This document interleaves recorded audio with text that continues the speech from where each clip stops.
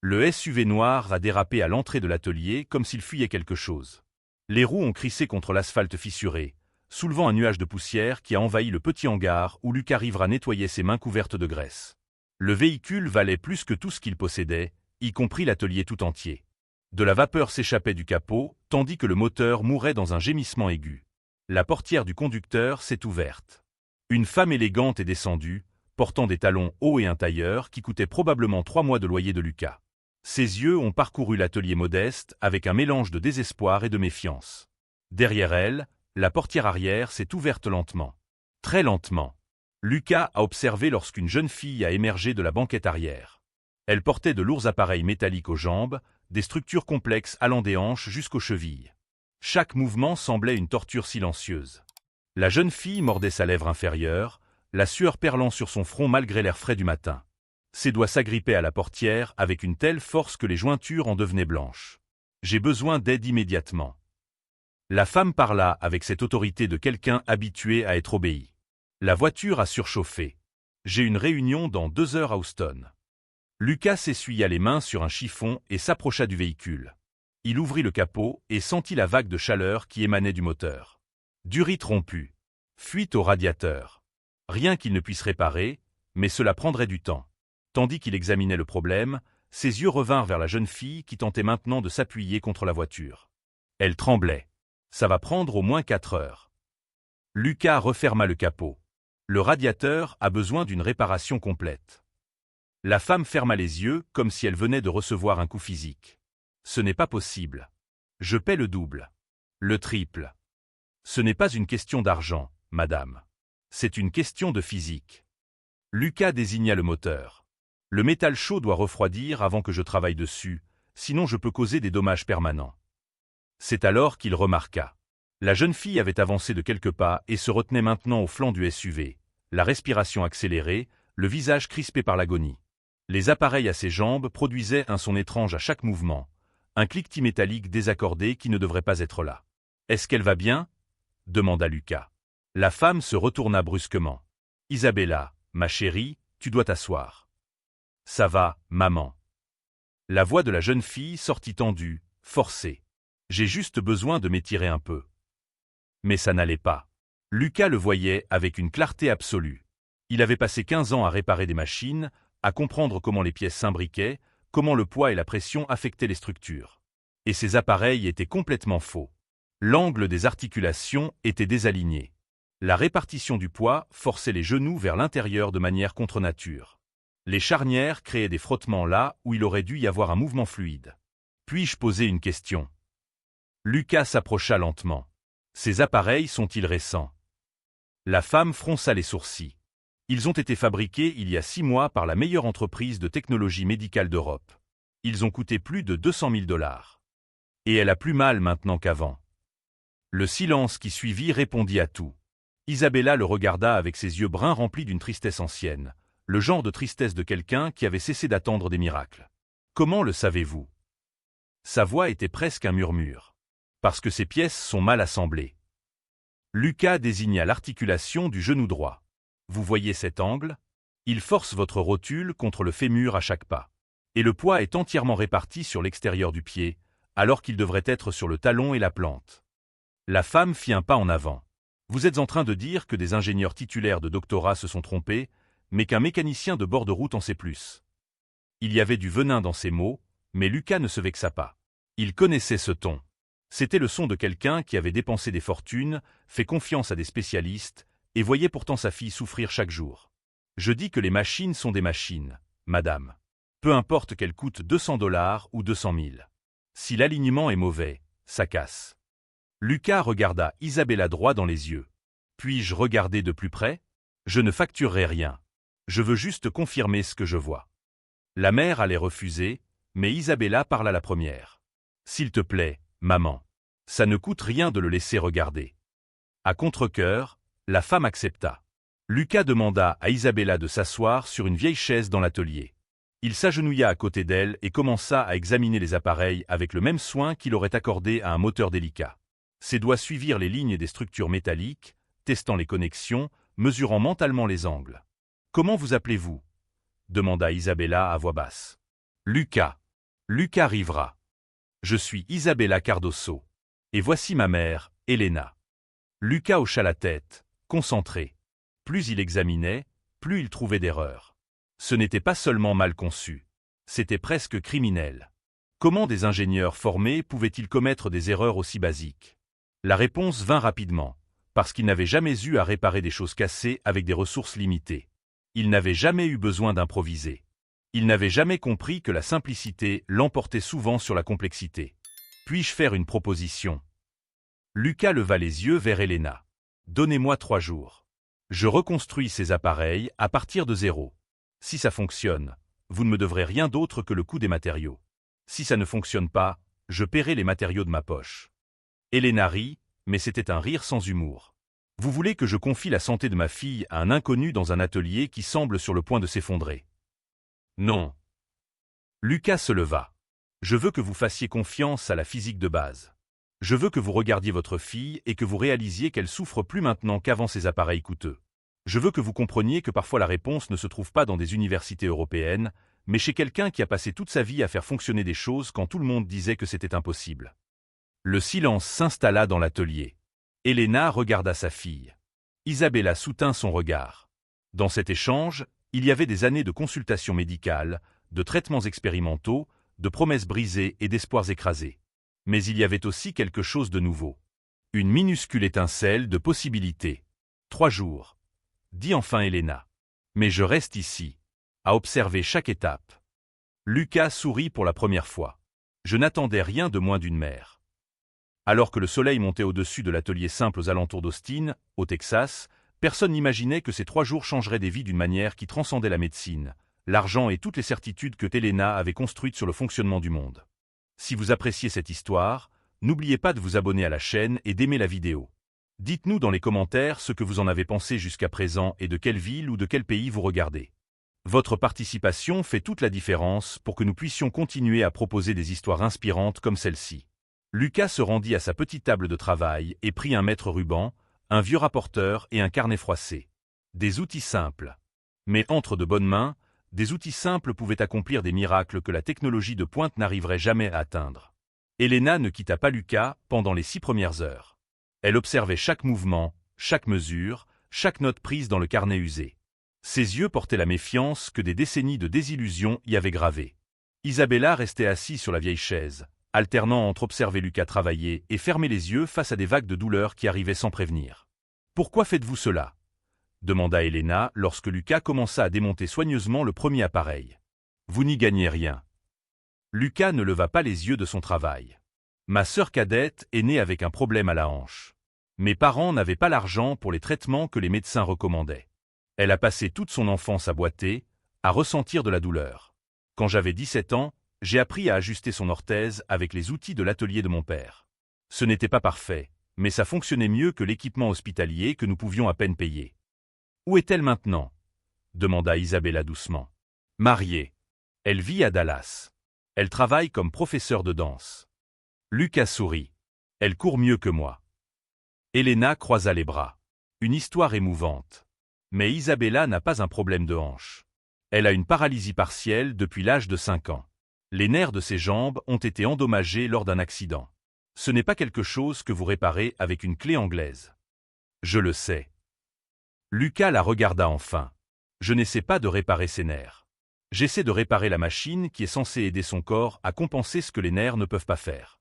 Et cette machine la torture. Le mot torture resta suspendu dans l'air comme de la fumée. Elena ferma les yeux. Lorsqu'elle les rouvrit, il y avait des larmes qu'elle refusait de laisser couler. Vous ne comprenez pas ce que j'ai traversé. Sa voix se brisa. 13 ans. 13 ans à emmener ma fille de spécialiste en spécialiste. Boston, Londres, Zurich, Tokyo. J'ai dépensé des millions. Des millions.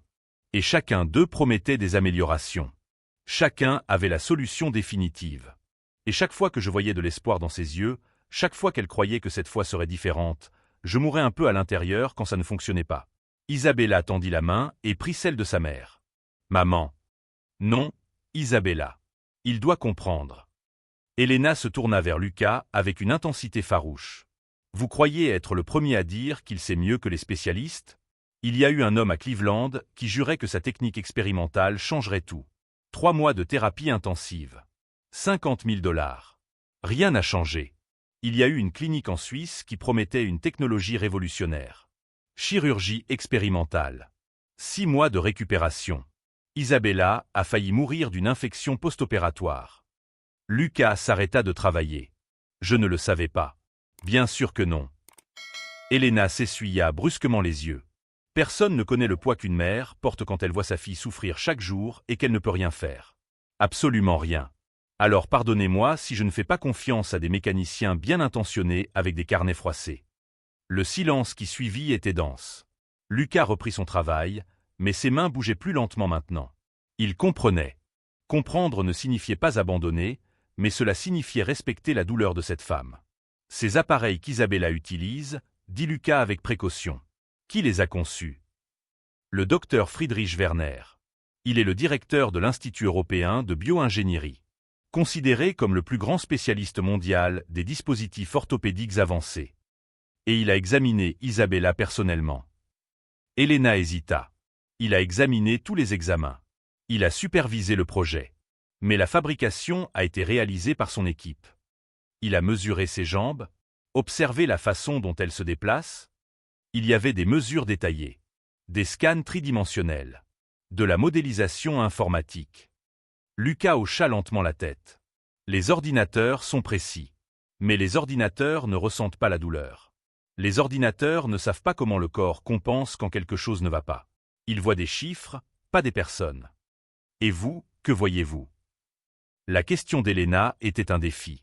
Je vois que sa cheville droite tourne de 3 degrés vers l'extérieur lorsqu'elle fait un pas. Je vois qu'elle déplace inconsciemment son poids vers le côté gauche parce que son genou droit hurle quand il reçoit toute la pression. Je vois qu'elle respire différemment avant de se lever, se préparant mentalement à la douleur qu'elle sait venir. Les chiffres ne montrent pas cela. Les ordinateurs ne capturent pas cela. Mes 16 ans à réparer des choses cassées m'ont appris à voir ce qui ne va pas même quand ça ne devrait pas. Isabella avait commencé à pleurer silencieusement. Ce n'étaient pas des larmes de tristesse, mais d'être vue. Vraiment vue.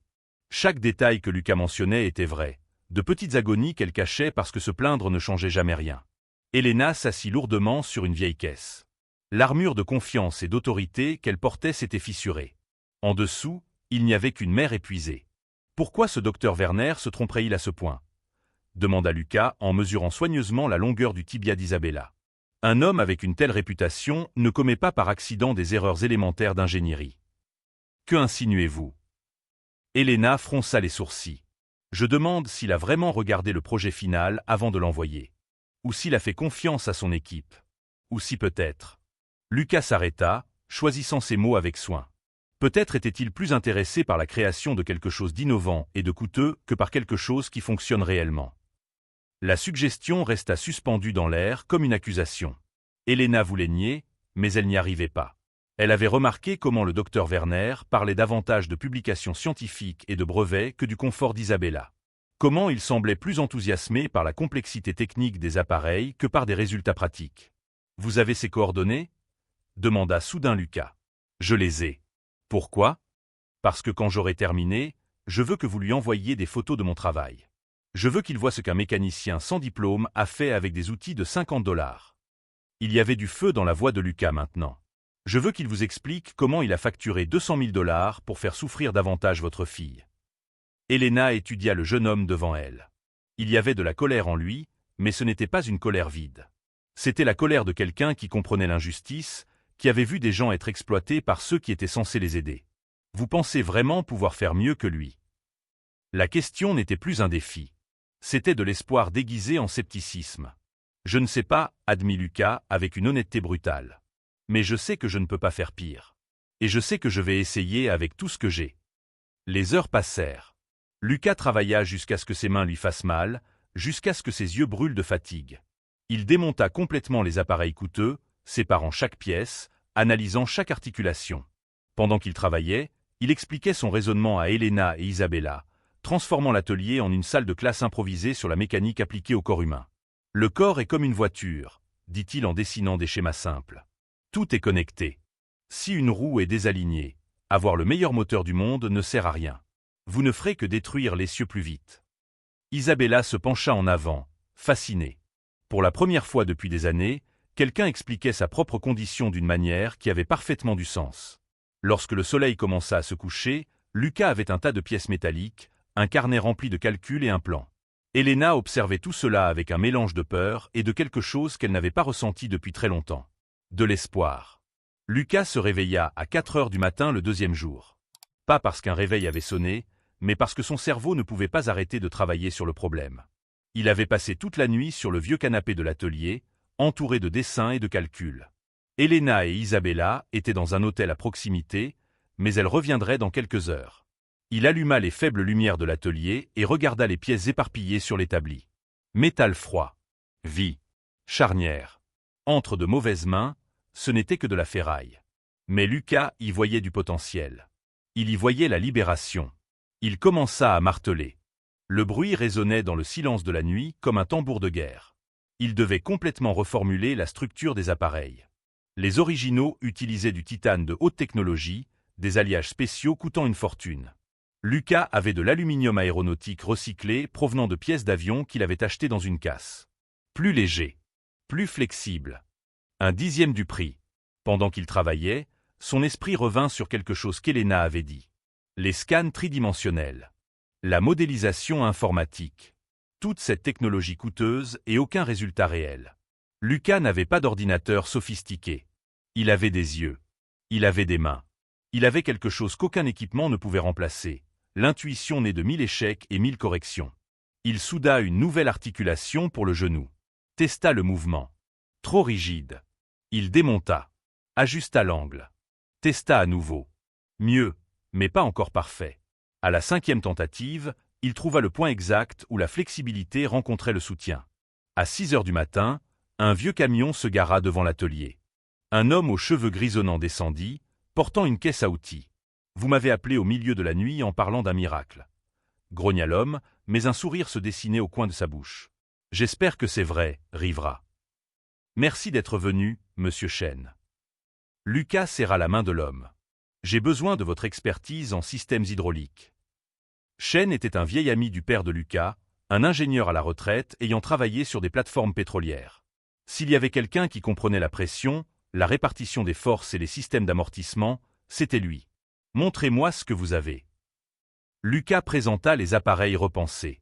Chen examina chaque détail avec des yeux critiques formés par 40 ans d'ingénierie. « Vous avez utilisé des principes de suspension automobile dans les articulations, » murmura Chen, impressionné. « Intelligent. Très intelligent. Mais il y a un problème. » Lucas pointa la zone de la cheville. « Je dois créer une absorption des chocs sans ajouter de poids. Quand elle fera un pas, la cheville doit répartir la force uniformément, sinon elle surchargera le genou. » Chen se gratta le menton. « Avez-vous pensé à utiliser des ressorts de compression miniatures, comme ceux utilisés dans les trains d'atterrissage? Où pourrais-je en trouver? Laissez-moi faire. » Chen prit le téléphone.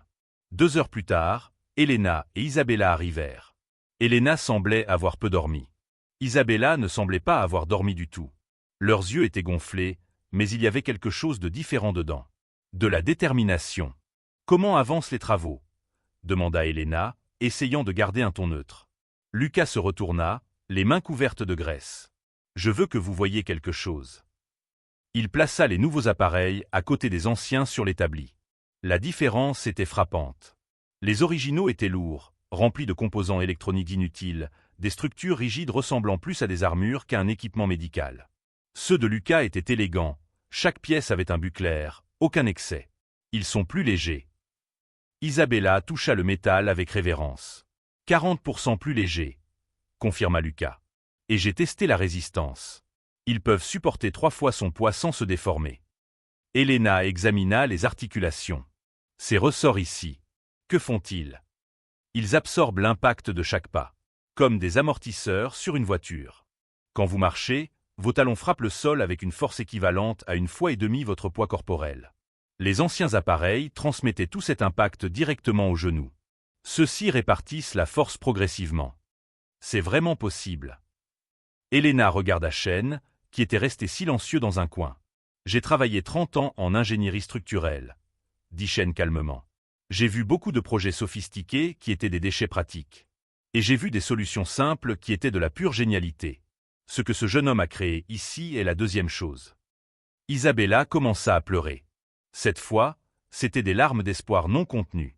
Quand puis-je les essayer? Pas encore, dit Lucas avec douceur. J'ai encore des ajustements à faire. Je veux que ce soit parfait. Le reste de la journée passa en travail intense. Lucas calibra chaque articulation, testa chaque mouvement possible, ajusta tension et jeu avec précision chirurgicale. Shen aida à installer le système hydraulique minuscule qui permettrait un mouvement fluide même lorsque les muscles d'Isabella ne répondaient pas parfaitement. Elena observait tout. À un moment de cette journée, quelque chose changea en elle. Elle cessa de voir Lucas comme un simple mécanicien présomptueux. Elle commença à voir un artisan créant un chef-d'œuvre. Chaque mouvement était délibéré. Chaque décision avait une logique claire. Il n'y avait aucune arrogance. Juste la détermination silencieuse de bien faire les choses. « Puis-je poser une question » dit Elena lorsque Shen était parti chercher plus de pièces. « Pourquoi faites-vous vraiment cela » Lucas arrêta de travailler. « Vous voulez la jolie réponse ou la vérité » ? La vérité. Parce que je déteste le gaspillage. Il la regarda droit dans les yeux. Je déteste quand des personnes avec des ressources utilisent ces ressources de manière erronée.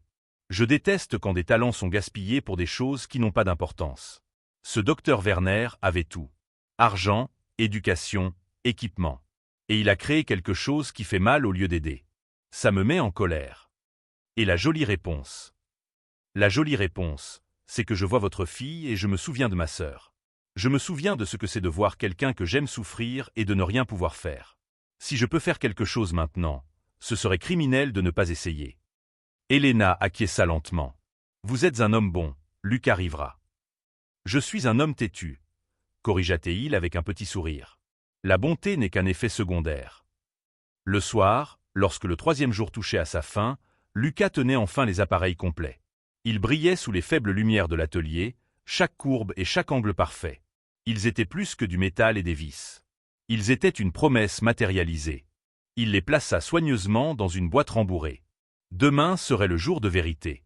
Demain, il découvrirait si des années d'expérience à réparer des machines pouvaient se traduire par la réparation de vie. Lucas regarda par la fenêtre sale de l'atelier. Les étoiles commençaient à apparaître dans le ciel du Texas.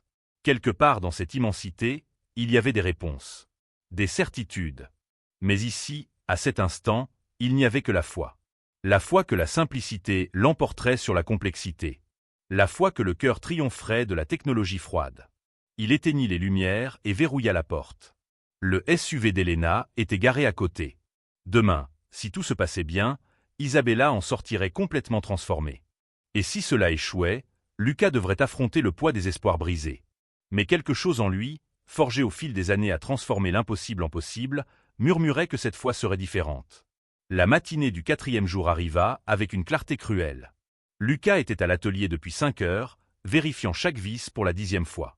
Ses mains tremblaient légèrement. Pas de peur, mais d'adrénaline pure. Tout ce qu'il avait promis se résumait aux prochaines minutes. Elena et Isabella arrivèrent à 8 heures précises. Mais elles n'étaient pas seules. Un homme grand aux cheveux argentés descendit d'une deuxième voiture. Il portait un costume impeccable et tenait une mallette en cuir. Ses yeux balayèrent l'atelier avec un mépris à peine dissimulé. Lucas reconnut ce regard. C'était le regard de quelqu'un qui considérait cet endroit bien en dessous de lui. « Lucas, voici le docteur Friedrich Werner. » Elena présenta d'une voix tendue. Il a pris un vol d'urgence quand je lui ai raconté ce qui se passait. Le médecin tendit la main avec un sourire qui n'atteignait pas ses yeux. Fascinant. Un atelier mécanique essayant de corriger de la bio-ingénierie avancée. Ça, je dois voir. Lucas serra brièvement la main. Je pensais que vous viendriez seulement après les résultats. Changement de programme. Werner ouvrit sa mallette et en sortit des documents. J'ai apporté les projets originaux. Des études de cas. Des certifications internationales. J'ai jugé important que vous voyiez la science réelle derrière ce que j'ai créé avant de commettre une erreur irréversible. « Maman, tu l'as appelé » demanda Isabella, et il y avait de la rancune dans sa voix. « Je devais être sûre, ma chérie. » Elena posa sa main sur l'épaule de sa fille. Il fallait entendre les deux côtés. Werner se dirigea vers l'établi où se trouvaient les nouveaux appareils. Il en prit un, l'examina avec un œil critique. Puis il se mit à rire. Pas un rire gentil, mais un rire de pure moquerie. Ça. Il leva l'appareil. C'est ce que vous avez créé? De l'aluminium recyclé? Des ressorts de quincaillerie ordinaire? Des articulations soudées à la main? Il regarda Elena. Et vous avez vraiment envisagé de mettre ça sur votre fille? Nous n'avons pas encore vu si ça fonctionne. Elena dit, mais sa voix avait perdu de sa conviction. Parce que ça ne fonctionnera pas. Werner reposa l'appareil avec dédain. Madame Cardoso, j'ai consacré 30 ans de ma vie à la bio-ingénierie. J'ai publié 73 articles dans des revues spécialisées. Je possède 17 brevets. Mon institut est une référence mondiale. Et vous allez tout jeter par la fenêtre à cause d'un mécanicien qui n'a probablement même pas terminé le lycée? Lucas sentit son sang bouillir, mais garda la voix calme. J'ai terminé. Et j'ai fait 2 ans de faculté d'ingénierie avant que l'argent ne manque. 2 ans, répéta Werner avec mépris. J'ai 3 doctorats. Et malgré cela, vous avez facturé 200 000 $ pour faire souffrir davantage une jeune fille de 19 ans. Lucas fit un pas en avant. Vos appareils sont mal alignés en 6 points critiques. Le centre de gravité est 3 cm en avant de l'endroit où il devrait être. Les articulations créent des frictions inutiles. Et le poids mort écrase ses genoux à chaque pas. Werner plissa les yeux. Vous n'êtes pas qualifié pour faire de telles affirmations. Alors expliquez-moi quelque chose. Lucas prit les appareils originaux. Pourquoi ces charnières ont-elles un jeu de 4 mm alors que la norme industrielle pour des articulations de précision est d'1 mm maximum? Pourquoi l'angle de la cheville est-il fixé à 90 degrés alors que le mouvement naturel du pied nécessite une variation entre 85 et 100 degrés? Pourquoi y a-t-il des composants électroniques qui ajoutent un demi-kilo mais ne servent absolument à rien de fonctionnel? Le silence qui suivit était lourd. Werner ouvrit la bouche. La referma. L'ouvrit à nouveau.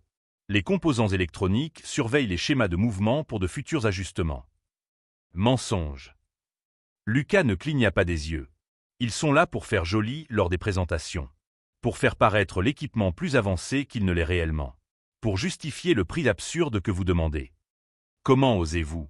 Werner se tourna vers Elena. Je n'ai pas besoin d'entendre ça.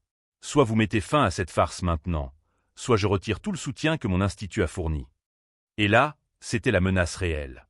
Le pouvoir que des hommes comme Werner avaient sur des personnes désespérées. Elena pâlit. Son monde entier se condensait dans ce choix impossible. Mais c'est Isabella qui parla. Je veux essayer les appareils de Lucas. Isabella, non. Comment ça, Elena? Non, maman. Isabella se leva, s'appuyant sur les anciens appareils qui la faisaient souffrir. 13 ans. 13 ans à faire tout ce que tu demandais. Chaque médecin. Chaque traitement. Chaque promesse vide. J'ai supporté parce que tu essayais de m'aider.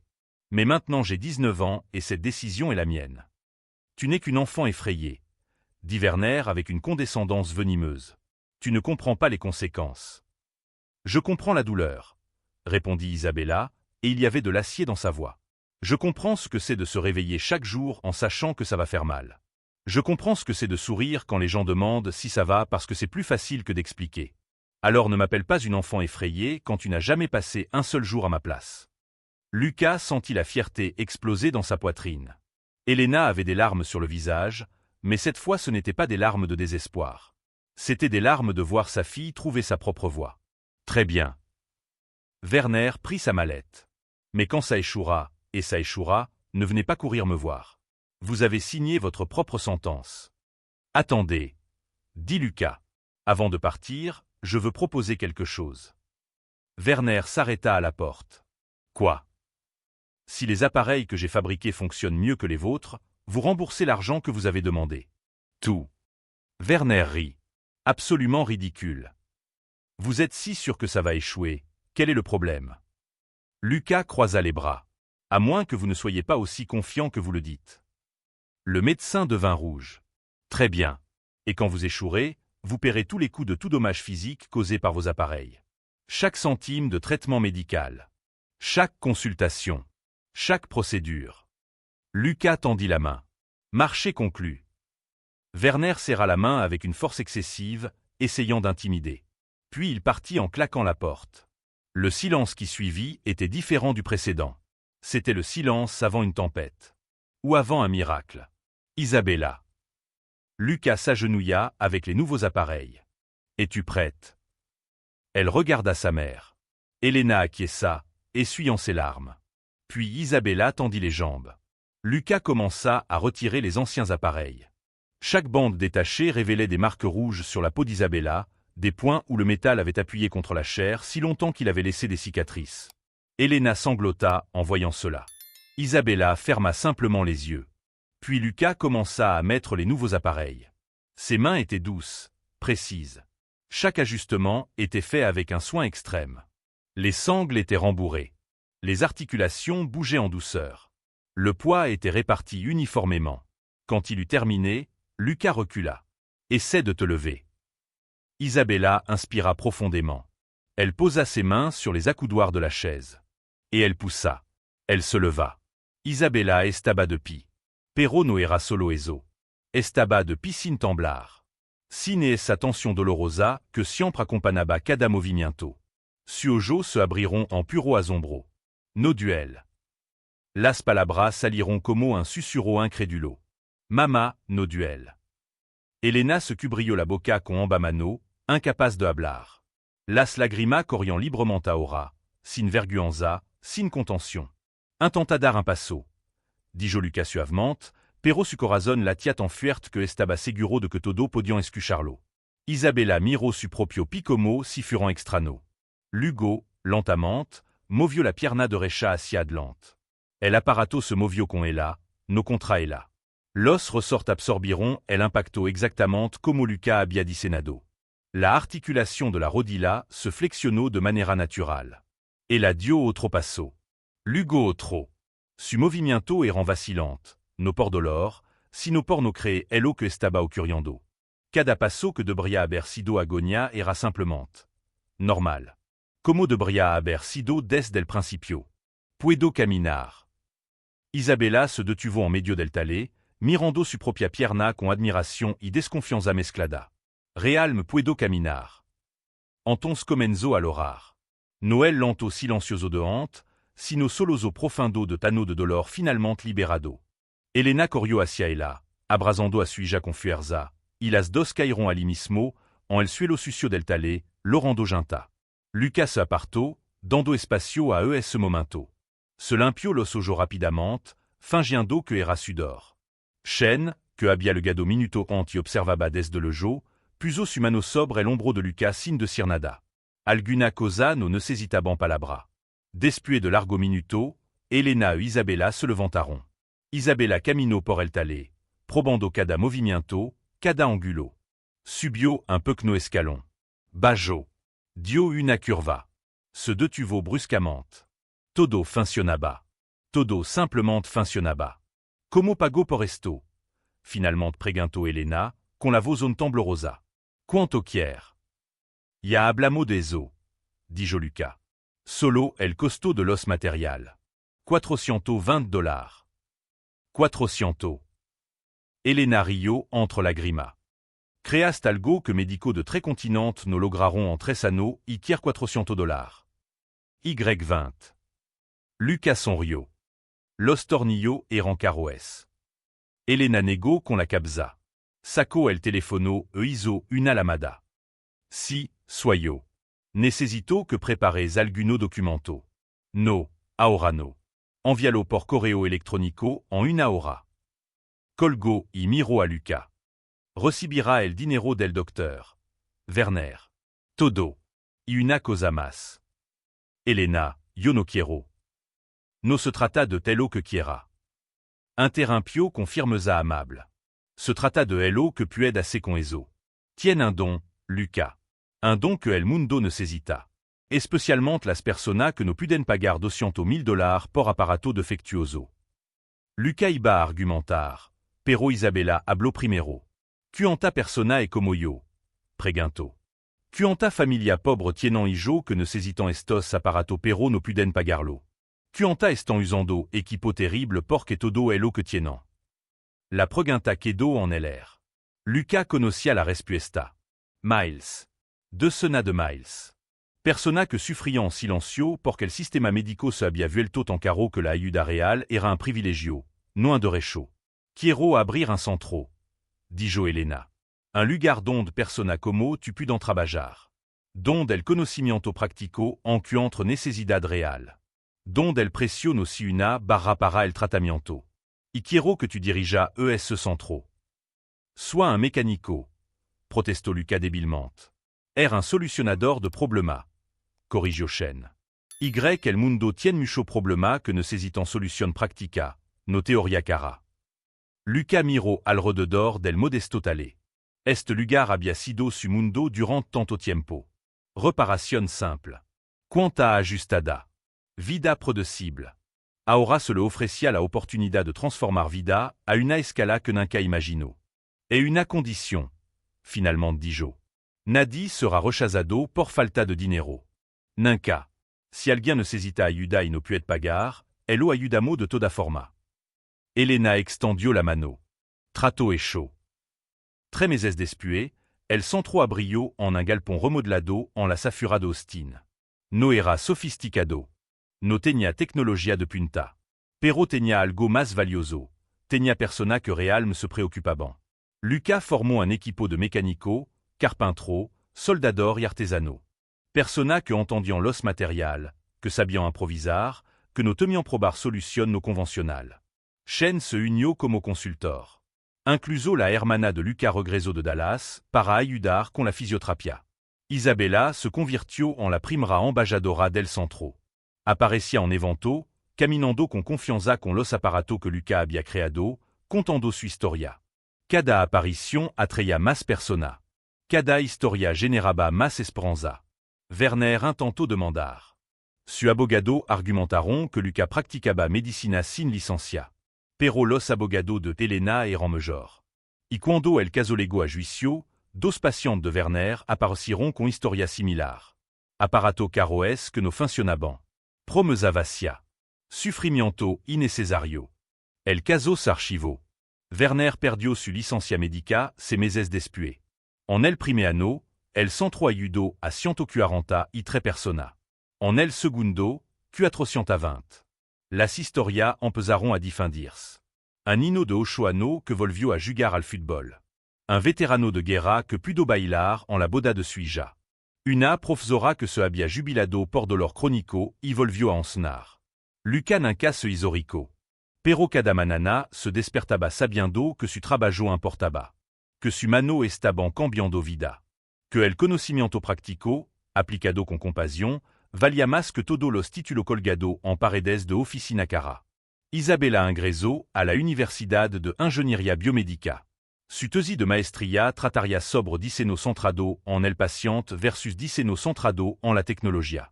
Usaba su propia experiencia como estudio de caso. Los profesores se sorprendían cuando demostraba la diferencia entre aparato de $200,000 y aparato de 420. Elena redujo su imperio corporativo para dedicar más tiempo al centro. Descubrió que construir esperanza era más satisfactorio que construir ganancia. Y por primera vez en 3 años, dormía en paz, sabiendo que su hija no se despertaría gritando de dolor. Su historia se difundió. No como un viral sensacionalista, sino como una verdad poderosa transmitida de persona a persona. La historia de como un mécanico pobre vio lo que los especialistas caroes ignoraron. Como la simplicidad venció a la complejidad. Como la compasión transformó lo que el dinero nunca pudo comprar. Y en un modesto tale que se convirtió en un faro de esperanza, Lucas arrivera seguía haciendo lo que siempre había hecho mejor, arreglar cosa rota. Solo que ahora, las cosas más importantes que arreglaba no eran máquina. Eran vida. Si le gaste al final de esta historia, no olvide suscribirte al canal y dar like al video. Deja en los comentarios lo que opinai desde que Ciudad Open está viendo. Tu participación inspira más historia como esta. Y quién sabe, tal vez conozca a alguien que necesite saber que los milagros no ocurren cuando el conocimiento s'encuentra con la compasión.